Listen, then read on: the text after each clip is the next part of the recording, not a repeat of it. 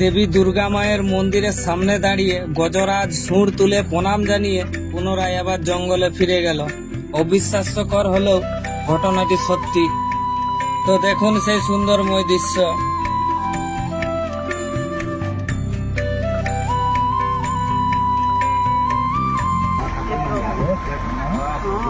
ପ୍ରଭୁ ଭଗବାନ ସେ ଶରଣ ପଶନ୍ତୁ।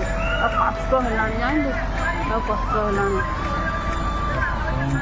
হাতিটি 2-3 দিন ধরে প্রায় লোকালয়ে ঘোরাঘুরি করতে থাকে এবং ওই দিন জঙ্গল থেকে বেরিয়ে রাস্তা ধরে আসার পথে দেবী দুর্গা মায়ের মন্দিরের সামনে এসে দাঁড়িয়ে সুর তুলে গজরাজ মা দুর্গাকে প্রণাম করে গ্রামের পাশ দিয়ে পুনরায় আবার জঙ্গলে ফিরে গেল।